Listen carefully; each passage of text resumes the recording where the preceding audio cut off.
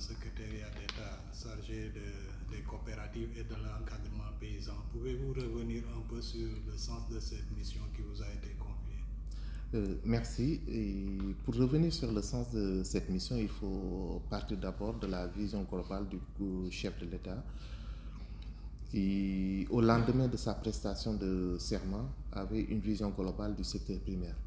À savoir, au regard des échecs notés ces dernières années, il fallait qu'on dépasse une approche sectorielle pour aller vers une approche système alimentaire. Et quand on parle d'une approche système alimentaire, cela signifie qu'on ne peut pas avoir les secteurs qui doivent être pris de manière séparée, mais il fallait avoir une démarche qui permette d'intégrer tous les secteurs. Et cette démarche qui permet d'intégrer tous les secteurs signifie que d'abord, il fallait voir comment avoir une approche intégrée où on allait avoir presque tout le secteur primaire ensemble. Mais avoir tout le secteur primaire ensemble aussi signifiait avoir des lourdeurs. C'est de voir quels sont les secteurs qui peuvent aller ensemble et les secteurs qui pouvaient aller de manière parallèle. Et c'est dans cette dynamique que nous savons tous qu'au Sénégal, quand on parle de l'agriculture, il est rare de voir un agriculteur qui n'est pas dans l'élevage, comme il est impossible presque de voir un éleveur qui n'est pas dans l'agriculture. Maintenant, le domaine de prédilection, il peut y avoir un domaine qui prend du poids par rapport à l'autre, mais il n'y a pas un domaine qui soit exclusif. Tous les deux domaines sont interliés. Et c'est dans cette dynamique que dès la formation du gouvernement, l'option a été prise par le président de la République et le Premier ministre de regrouper le secteur de l'élevage et le secteur de l'agriculture, qui sont deux secteurs hyper connectés.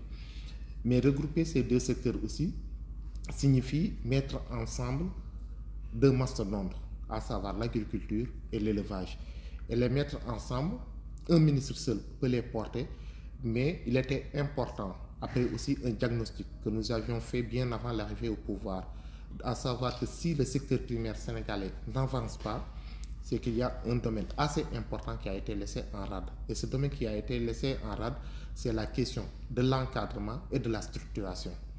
L'encadrement et la structuration, parce que l'État peut injecter toutes les ressources qu'il veut, l'État peut faire tous les investissements qu'il veut, mais tant qu'on n'aura pas une bonne structuration des acteurs, on pourra aller nulle part. Et tant qu'on n'a pas un bon système d'encadrement, on ne peut pas aller nulle part. Et c'est dans cette optique que le chef de l'État et le Premier ministre ont pris l'option de, en plus du ministre en charge de l'agriculture, de la souveraineté alimentaire et de l'élevage, de lui adjoindre ou de créer à l'intérieur un secrétariat d'État chargé de l'encadrement et des coopératives. Mais quand on parle des coopératives, cela renvoie à tout ce qui est structuration, organisation, valorisation. Et quand on parle de l'encadrement, nous savons tous qu'il s'agit de voir tous les outils disponibles, les résultats de recherche, les mécanismes existants, comment accompagner les paysans. Et quand je dis ici les paysans, je ne parle pas seulement au sens production végétale, mais je parle des producteurs au sens large, qu'ils soient dans le secteur de l'élevage ou dans le secteur de la production végétale, comment les accompagner pour que d'ici quelques années, que l'État n'ait plus le besoin d'être là à les couponner, mais qu'il soit assez autonome. Parce que comme j'ai l'habitude de le dire, ce secrétariat d'État a été créé avec une mission bien précise, c'est d'accompagner les producteurs pour que d'ici quelques années, qu'ils puissent avoir toute l'autonomie. Et quand je parle d'autonomie au sens large, que ce soit autonomie au sens organisationnel, autonomie au sens structurel, mais aussi autonomie financière, pour que l'État puisse se recentrer dans ses rôles régaliens et laisser les producteurs qu'ils se gèrent eux-mêmes. C'est un peu le sens de la création de ce secrétariat d'État qui est dans ce ministère-là et qui obéit à une logique simple, une logique où on veut que l'agriculture, au sens large du terme, ne soit plus une activité, mais devienne un métier. Et c'est ça le rôle et le sens de la mission qui nous a été confiée. Vous êtes sur le terrain depuis plusieurs mois. Est-ce que vous pouvez nous faire un peu l'état sur le terrain en termes de coopératives? On sait que c'est des structures qui existaient à un certain moment, mais qui n'existent plus. Comment comptez-vous redynamiser ces coopératives? Bon, quand nous sommes arrivés, l'une des premières tâches à laquelle nous nous sommes attelés, c'était de faire un diagnostic. Parce que comme vous l'avez dit, c'est vrai que la notion de coopérative existait, mais il était important pour nous de ne pas reproduire la notion de coopérative telle qu'elle a existé, parce qu'il y a aussi des évolutions. Il fallait s'adapter aux réalités actuelles, au contexte actuel. Et quand nous avons fait le diagnostic, on s'est rendu compte qu'il y a plusieurs initiatives existantes sur le terrain, ou dans des villages, vous rencontrez des gens qui ont des coopératives, qui ont survécu. Il y a plusieurs types de coopératives. Et maintenant, ce qu'il fallait de faire, c'est harmoniser. Et l'une des premières tâches à laquelle nous nous sommes attelés, c'est qu'il y a une plateforme qui existait, normalement qui permettait, parce que quand on parle de société coopérative, ce qu'il faut comprendre, c'est que quand on dit société coopérative, c'est au même sens ou au même titre quand on dit par exemple une société anonyme à responsabilité limitée. C'est un statut juridique reconnu par notre dispositif légal, c'est-à-dire que le dispositif OHADA qui régit toutes les sociétés commerciales. Et quand nous sommes arrivés, nous avons travaillé d'abord à redynamiser cette plateforme qui s'appelle Irescope. Et on a trouvé à Irescope, il y avait environ quelque chose comme moins de 300 coopératives qui étaient enregistrées. À l'heure où nous parlons, nous sommes parvenus à faire enregistrer plus de 3000 coopératives qui sont enregistrées, reconnues légalement dans la plateforme. Ça, c'est le premier travail que nous avons fait. L'autre travail que nous avons fait, c'est de sensibiliser les producteurs pour leur dire, OK, l'État a l'obligation d'accompagner tous les producteurs sénégalais, mais l'État accompagnera mieux si vous êtes organisé, si vous êtes structuré. Et les producteurs ont compris ce message. Et actuellement, toutes les structures du ministère travaillent à accompagner à l'organisation. Parce que j'ai l'habitude de dire, l'État ne crée pas des coopératives. L'État accompagne à la création des coopératives. Ce sont les paysans, les éleveurs, les producteurs eux-mêmes qui créent les coopératives. Mais l'État les accompagne dans ces dispositifs existants, par les mécanismes existants. Et nous les avons accompagnés.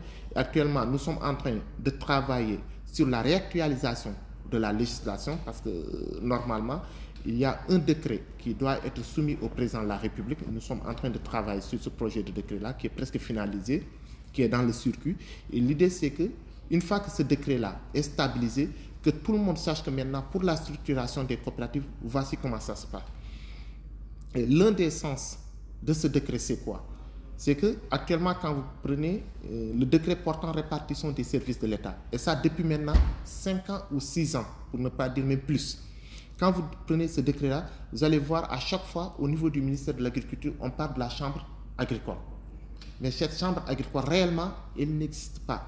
Elle existe dans les textes, mais en termes d'organisation, elle n'existe pas. Et nous, l'un des objectifs qu'on nous a assignés, c'est qu'on doit structurer de telle sorte qu'on doit aller vers cette chambre agro-silvo-pastorale qui va défendre les intérêts des agriculteurs, qui va défendre les intérêts des éleveurs et qui va être en quelque sorte leur syndicat et qui va être l'interlocuteur privilégié de l'État sur tout ce qu'il doit faire dans ce domaine.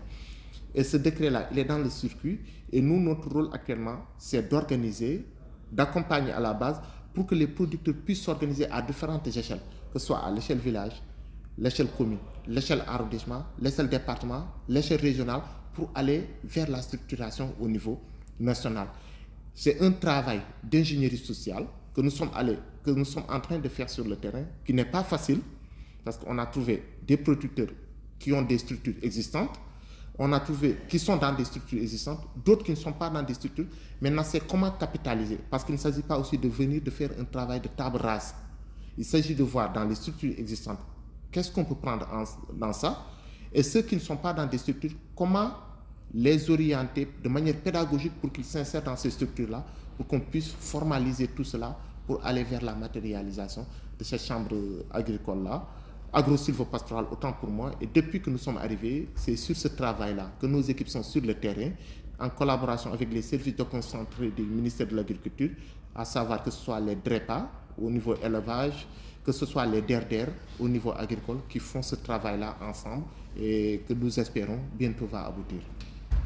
On parle aussi ces derniers temps de la loi agro-silvo-pastorale. À votre avis, qu'est-ce qui est à faire en termes de révision de cette loi? Cette loi, elle est importante parce que ce qu'il faut comprendre, c'est d'abord revenir sur sa genèse.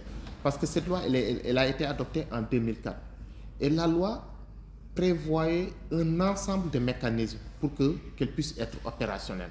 Je vais juste vous donner un exemple. Il était prévu dans cette loi que chaque année, il devait se tenir ce qu'on appelle les conseils régionaux d'orientation agro-silvopastorale, mais aussi le conseil supérieur d'orientation agro-silvopastorale.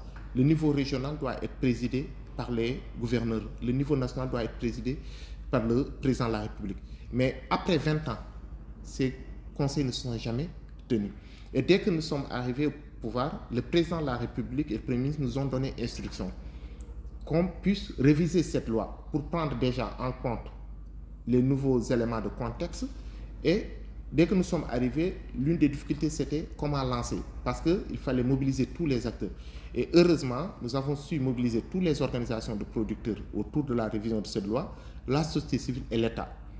Et je me plais à dire que pour la première fois, on a pu faire un mécanisme au niveau déconcentré, sans pour autant que l'État injecte beaucoup de ressources. Et comme nous avons pu expliquer aux acteurs l'enjeu de la loi, sont les acteurs eux-mêmes qui ont mobilisé les ressources. Et nous avons pu tenir les concertations dans les 14 régions du Sénégal. En plus de ces concertations dans les 14 régions, nous avons pu tenir presque une dizaine de concertations thématiques. Par exemple, on a fait des concertations sur la place des femmes, sur la place des jeunes, sur le financement, sur la question de la recherche, sur la question pastorale, sur la question de la pêche. Tous ces ateliers ont pu se tenir et l'objet, c'est de pouvoir prendre les inputs de chacun pour les intégrer dans la loi. Parce que ce qui est important ici, c'est que quand nous sommes arrivés, dès que nous avons démarré les consultations, le président et le Premier ministre nous ont donné des instructions claires. Nous ne voulons pas d'une loi. Parce que quand on a fait le diagnostic, c'est que la loi de 2004, elle n'a pas pu être opérationnalisée parce qu'elle était une loi des techniciens et non une loi des populations. C'est-à-dire qu'elle a été élaborée par des techniciens sans une réelle inclusion, ou du moins sans la meilleure inclusion possible des populations. Et le président et le Premier ministre nous ont instruits en disant que nous voulons que ce soit une loi des citoyens et non une loi des techniciens. Raison pour laquelle nous avons mené toutes ces concertations-là. Et les concertations menées ont permis de recueillir les avis de tous les acteurs. Chacun d'eux a pu dire ce qui lui convient dans la loi, ce qu'il y a lieu de revoir et quels sont les éléments qu'il faut rajouter. Et tout cela est en train d'être capitalisé, le rapport est en train d'être rédigé. Et l'idée pour nous, c'est de capitaliser tout cela, rédiger le rapport, réactualiser la loi pour aller la présenter au niveau de l'Assemblée nationale. Et ça va se faire dans les plus brefs délais parce que ça fait partie des premiers projets législatifs que le gouvernement veut porter au niveau de l'Assemblée nationale. Parce que c'est une demande forte des paysans, des éleveurs, des pêcheurs du Sénégal. Et nous sommes en train de porter cette demande et alhamdoulilah, tout le processus se passe bien. Et l'autre nouvelle qui fait bonheur à tous les agriculteurs, c'est que le président de la République lui-même a pris la décision d'organiser le premier conseil supérieur d'orientation agro-silvopastorale qui normalement, si l'agenda du président le permet, devrait se tenir durant la première quinzaine du mois de mars, ce qui serait une première parce que ça fait 20 ans que les paysans et les paysans le réclament, que cela ne s'est jamais tenu. Autant les acteurs du formel ont leur première main, les ambassadeurs ont la rencontre avec le président, les forces armées ont une journée, autant ce conseil est un moment, une opportunité pour les producteurs sénégalais de rencontrer la plus haute autorité du pays, de lui présenter leur cahier de doléances et que le président aussi de prendre des engagements qui constitueront la feuille de route jusqu'au prochain conseil supérieur qui va se tenir. On sait que la finalité de votre mission, c'est l'autonomisation du monde rural des paysans et éleveurs.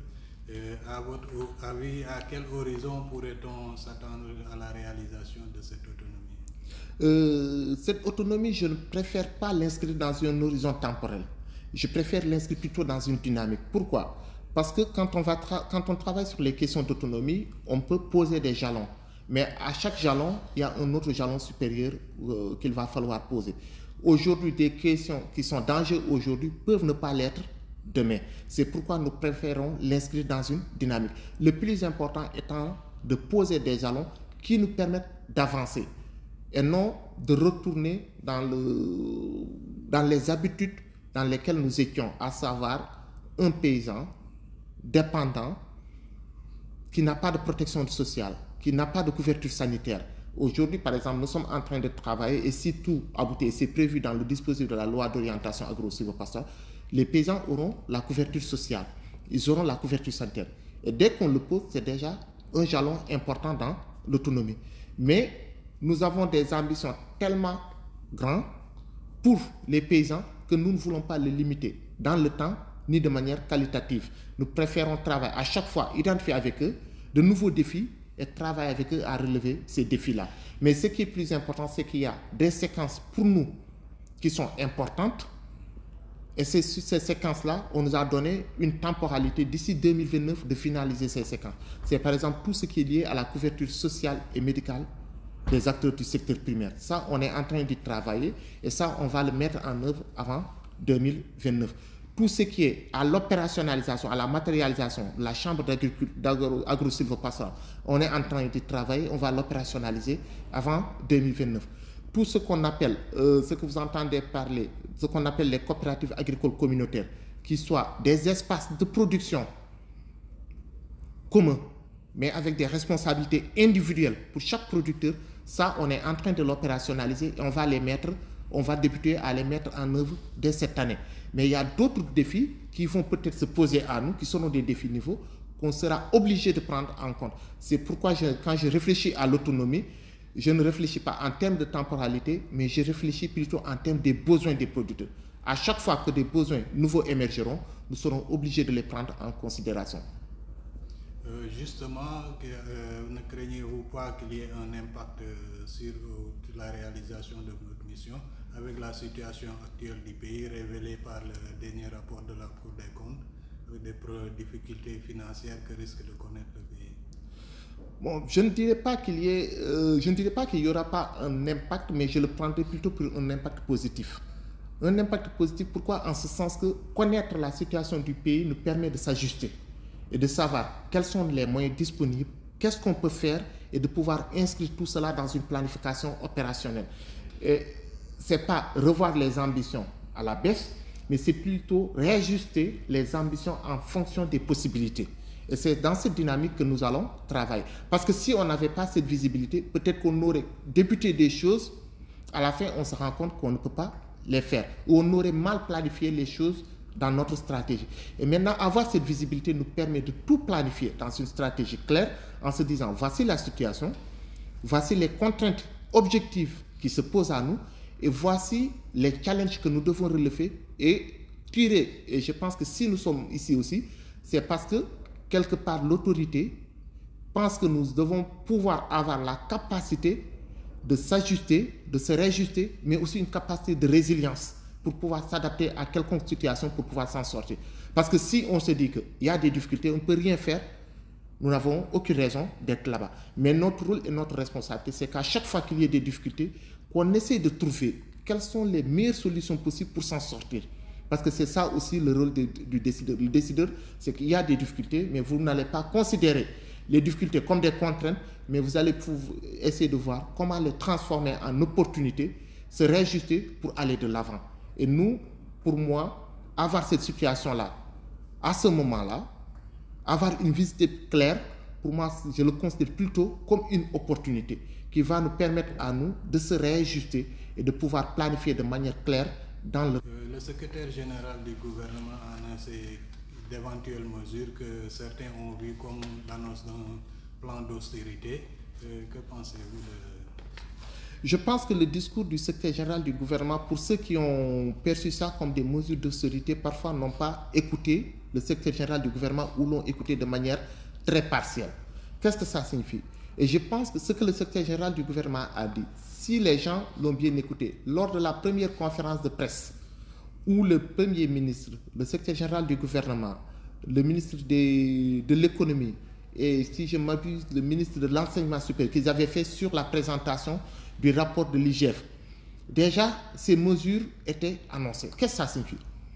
Et même si la situation du pays n'était pas aussi alarmante qu'elle l'est actuellement, la situation n'était pas aussi alarmante qu'elle l'est actuellement, ce sont des mesures qui résultent d'un engagement des nouvelles autorités, à savoir quoi?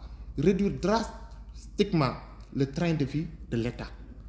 Et ce que le secrétaire général du gouvernement a dit, nous allons nous engager dans des situations difficiles. Il va nous falloir redresser les choses. Mais pour le faire, il va falloir que nous commençons par nous-mêmes. Commencer par nous-mêmes, c'est-à-dire que tous les décideurs, à différents niveaux qu'ils se situent, voir comment réduire le train de vie de l'État. Comment y aller de telle sorte que, au moins, que les gens voient que l'État est en train de faire des efforts conséquents pour lui permettre de faire des économies. Ça peut passer par dire que, ok, c'est quoi les salaires des ministres? On les réduit. C'est quoi les salaires des directeurs généraux? On les réduit. Mais nous savons tous que certaines choses, certains acquis liés aux travailleurs lambda, ce sont des acquis sociaux. L'État ne va pas revenir sur ces acquis sociaux-là. Au contraire, l'État travaille à voir comment améliorer ces acquis sociaux. Mais c'est de dire, pour ceux-là qui doivent servir d'exemple, à certains niveaux décisionnels, certains directeurs, les ministres et autres, c'est de voir toutes les charges compressibles. Et parfois, j'ai l'impression que les gens n'écoutent pas ou font exprès d'écouter de manière partielle. J'en donne pour preuve.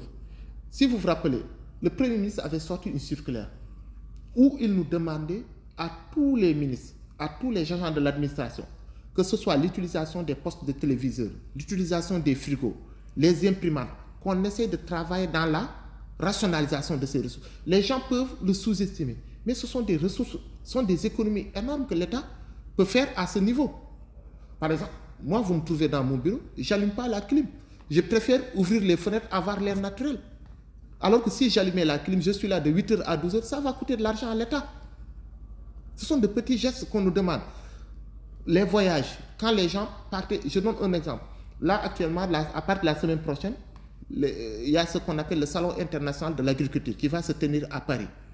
Nous avons trouvé que ce qui se passait ici, c'est que la délégation qui partait coûtait au ministère de l'Agriculture au minimum 500 millions par voyage. Cette année, nous avons décidé que... Et quand nous sommes arrivés, nous avons demandé quelles ont été les retombées de ce salon pour le ministère. On n'a pas pu nous présenter des retombées. Nous avons dit, on n'y va pas. C'est de l'économie. Et ce sont ces types d'économies que le secrétaire général du gouvernement évoque. Ce n'est pas de dire que le fonctionnaire de l'État, l'enseignant, le médecin ou autre, qu'on va réduire son salaire. Mais c'est de dire que dans ses pratiques de tous les jours, qu'est-ce que l'enseignant faisait au-delà de son salaire, qui continuait à gréver le budget de l'État, qu'on le diminue. Ou qu'est-ce que moi, ministre, que je faisais, qui continuait à gréver le budget de l'État, qu'on le supprime. C'est uniquement à ce niveau qu'intervient le discours du secrétaire général du gouvernement. Maintenant, on ne peut pas empêcher aux gens de faire des commentaires, mais il faut que les gens comprennent dans quel sens s'inscrit le discours du secrétaire général du gouvernement. Et je pense que ce discours-là, au-delà du secrétaire général du gouvernement, c'est une revendication des populations sénégalaises qui ne comprennent pas qu'on dépense de l'argent de manière inutile dans des voyages. C'est le sens de toute la circulaire du Premier ministre qui rappelle que maintenant, pour les voyages, les ministres et les directeurs n'ont pas le droit de prendre, par exemple, certains billets d'avion, que les délégations doivent être réduites de manière stricte. Et c'est dans ce sens. Et ça, ce n'est pas un discours du secrétaire général du gouvernement, mais c'est une revendication des populations sénégalaises. Et nous aussi, en tant que décideurs, nous sommes obligés de le faire parce qu'on ne peut pas continuer à dépenser l'argent public de telle sorte que chaque personne d'entre nous ne le ferait si c'était son propre argent. Il faut qu'on aille vers la rationalisation. Et ça, je pense que tous les Sénégalais partagent ce discours et ces positions. Les considérations que le président de la République a pour le secteur agro-silvopastoral, surtout pour le secteur d'élevage. Parce qu'il y a eu beaucoup de supputations. Les gens se disaient, est-ce qu'il allait le faire, est-ce qu'il n'allait pas le faire. Mais ce qui est important, c'est qu'il était juste tenu par des questions et des contraintes d'agenda. Et dès que son agenda lui a permis, il a dit que c'est important pour lui de pouvoir rencontrer le secteur d'élevage, de pouvoir échanger avec eux. Et qu'il compte les rencontrer le 22 février à Kaolack, comme ça a été prévu par les acteurs de l'élevage. Et c'est un rendez-vous important. Il y a la journée du 22, mais avant la journée du 22, il y a la journée du 20 et la journée du 21, où le ministère de l'Agriculture organise différentes activités. Ce sont des rencontres scientifiques, de réflexion avec les différents acteurs. Et cette année, on travaille scientifiquement avec la DAI, où nous avons demandé à ce que les gens réfléchissent sur les potentialités d'emploi dans le secteur d'élevage et l'insertion des jeunes. Et durant 2 jours, tous les mécanismes de financement qui existent, qui peuvent permettre aux jeunes de pouvoir monter des projets, de pouvoir obtenir des financements, seront présentés dans ces 48 heures-là. Il y aura des rencontres avec les différents acteurs. Il y aura les banques seront présentes, les fonds de financement seront présents et toutes les directions du ministère seront présentes pour présenter aux jeunes. Et il y aura des experts qui vont venir échanger avec ces jeunes-là et en cas de nécessité, les accompagner à monter des projets pour voir leur niveau de banque, est-ce qu'ils sont des projets bancables, comment ils doivent être élaborés, et les accompagner pour obtenir des financements pour qu'ils puissent créer des entreprises. Ça, c'est vraiment ce qui se fait en back-office. Et ce sont des événements assez importants. En plus de ces éléments qui se font en back-office, il y aura ce moment assez symbolique où le président de la République sera là, le 22, avec tous les acteurs du secteur de l'élevage, où ils vont parler directement au président. Ce ne sera plus un intermédiaire, ce n'est pas au ministre qui vont transmettre leurs doléances, qui va les transmettre le président, mais ce sont les éleveurs eux-mêmes qui vont transmettre directement leurs doléances au président. Et le président leur répondra et leur fixera la feuille de route, un pacte à la limite qu'il va sceller avec le monde d'élevage pour leur dire d'ici la prochaine journée, l'année prochaine, voici ce que j'instruis à mes ministres de faire. Et ça leur donnera la possibilité, eux, de suivre. Et actuellement, au niveau du ministère, nous sommes en train de travailler sur ça, en collaboration avec tous les gouverneurs de région, pour que tous les acteurs de l'élevage puissent être présents. Parce que nous voulons une approche inclusive, une approche participative, raison pour laquelle trois rencontres ont été organisées au sein du ministère, où nous avons rencontré tous les acteurs de l'élevage, mais aussi il y a eu un CRD qui a été organisé au niveau de Kaolack, et le ministre, le docteur Mabouba, a fait des tournées à l'intérieur du pays, au ranch de Doli, et a rencontré d'autres acteurs pour voir avec eux comment ils pensent. Parce que c'est une journée nationale de l'élevage pour les éleveurs et non une journée nationale de l'élevage du ministère. Donc c'est important qu'ils soient impliqués et qu'ils disent comment ils le pensent et comment ils le veulent pour qu'ensemble qu'on puisse arrêter. Et c'est dans cette démarche où nous sommes. Et à l'heure où nous parlons, je peux dire que les préparatifs sont bouclés à 98%. Mais comme vous savez, dans toute organisation, il y a toujours de petits réglages à faire dans les derniers moments. Et ce sont sur ces réglages-là que nous sommes actuellement. On est en train de le financer. Et à l'heure où je parle, le ministre de l'Agriculture même est sur le terrain pour finaliser certaines choses. Moi, je suis ici actuellement et juste après notre entrevue, j'ai même un rendez-vous avec une organisation d'éleveurs avec qui je dois parler sur ces questions-là pour qu'on stabilise certaines choses. C'est pour vous dire que les choses se passent bien. Le reste, on lance un appel à tous les éleveurs du Sénégal à venir assister à cette journée, qui n'est pas une journée du ministère, mais qui est la journée des éleveurs.